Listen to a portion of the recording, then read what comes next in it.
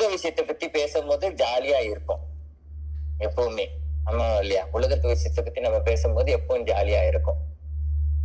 ஆனா ஆத்ம ரீதியா சம்பந்தப்பட்ட விஷயங்களை கேட்கும் போது எதுல ஒண்ணுமே இல்லையோ, இல்லாதத ஒண்ணு பத்தி பேசணும்னா இப்ப அதுல கொஞ்சம் டிபிக்கலான ஒரு விஷயம் தான். புரியுதா நான் என்ன சொல்றேன்னு? இல்லாத ஒரு விஷயம். இல்லாததுன்னா என்னது? இப்போதைக்கு நமக்கு வந்துட்டு அது இல்லைன்றதுதான் தெரியும். இன்னைக்கு நான் உங்கள்கிட்ட சொன்ன ஆத்மா அப்படின்னு நம்ம பேசுறோம்.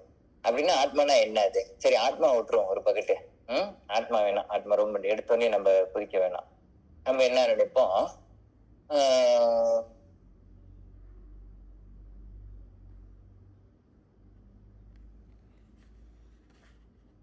வித்தியம்னா என்னது? நாலேஜ். ஆனா நாலேஜ் வந்து எதுக்காக நம்ம வந்து கத்துக்கிறோம்? வித்யா வந்து எதுக்காக வேண்டி?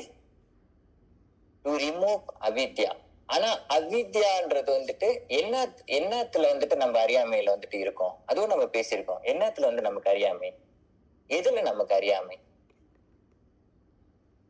Ignorant about the true self அப்படின்றது.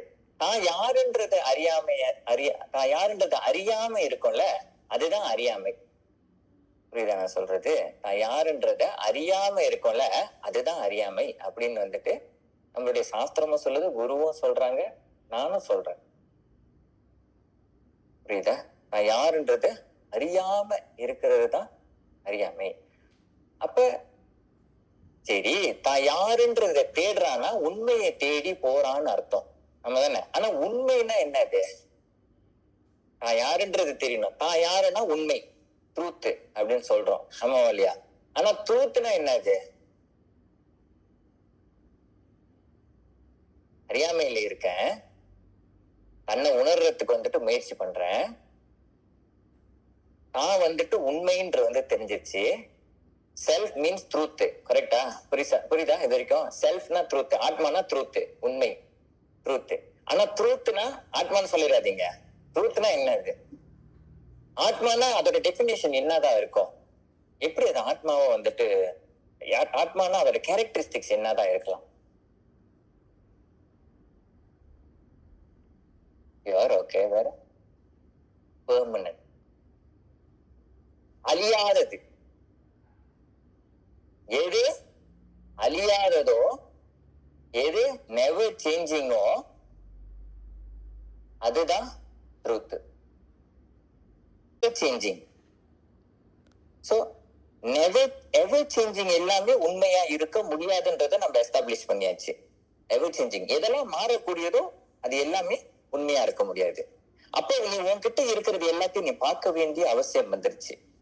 உங்ககிட்ட என்ன இருக்கு அப்படின்றத முத பார்ப்போம். என்ன இருக்கு உங்ககிட்ட? காடி இருக்கா? இருக்கு.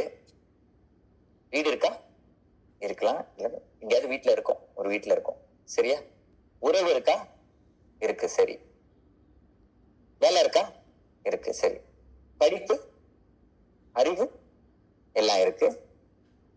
ஆனா இதெல்லாம் ஒவ்வொரு காலகட்டத்திலும் மாறி இருக்குன்றத ஒத்துக்கிறோமா?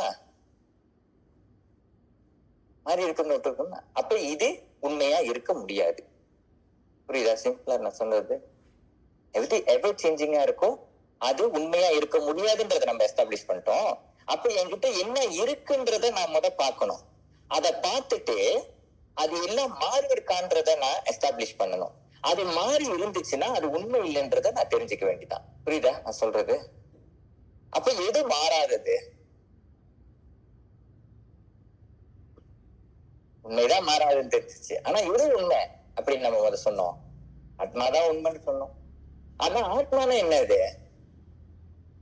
அதுதான் தெரியல. இப்ப ஒவ்வொரு மனிதனுக்குள்ளேயும் வந்துட்டு நான் என்ன சொல்றேன்னா, யோகம் வந்துட்டு நமக்கு என்ன உணர்த்துதுன்னா, இது மட்டும் இல்ல அப்படின்ட்டு. இன்னைக்கு நான் சொல்ற இந்த வார்த்தையை வந்துட்டு ஞாபகம் வச்சுங்க, நல்லா பிடிச்சுக்குங்க. இந்த வார்த்தை 3 வார்த்தை, இங்கிலீஷ்ல தான் இது. 3 வார்த்தை. இஸ் திஸ் இட், அவ்வளவுதான். இஸ் திஸ் இட், அவ்வளவுதான். 3 வார்த்தை. இஸ், IS, அப்புறம் திஸ், அப்புறம் இட், question mark. இவ்வளவுதான் என்னுடைய வாழ்க்கை அப்படின்றத அப்ப யோசிக்க வேண்டிய அவசியம் இருக்கு. சரி, பிறந்தோம், ஓகே, ஸ்கூல் போனோம் வந்தோம் முடிஞ்சு, வேலைக்கு போனோம் வந்தோம் முடிஞ்சு, கல்யாணம் பண்ணோம் வந்தோம் முடிஞ்சிருச்சு. அப்புறம் 4 இடம் சுத்தி பார்த்தோம் முடிஞ்சு.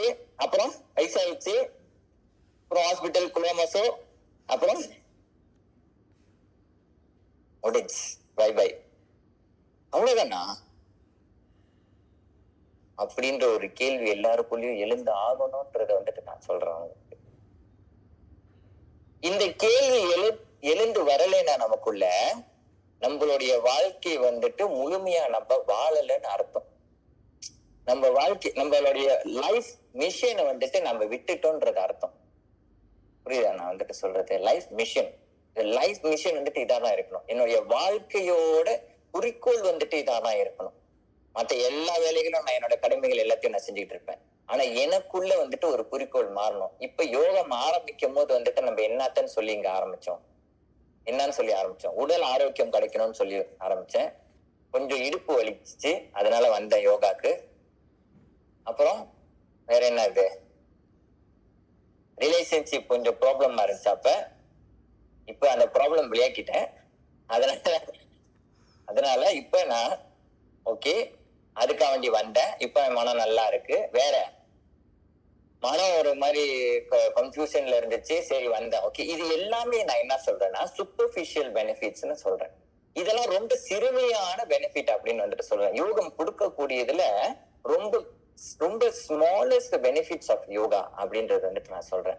இவ்வளவு நாள் நம்ம இதுல மூழ்கி இருக்கிறது தவறும் கிடையாதுன்னு நான் சொல்றேன். தவறும் கிடையாது, அதுல மூழ்கி இருக்கிறது தவறு கிடையாது. ஆனா இது மட்டும் தான் நினைக்கிறதா தவறுன்னு நான் சொல்றேன்.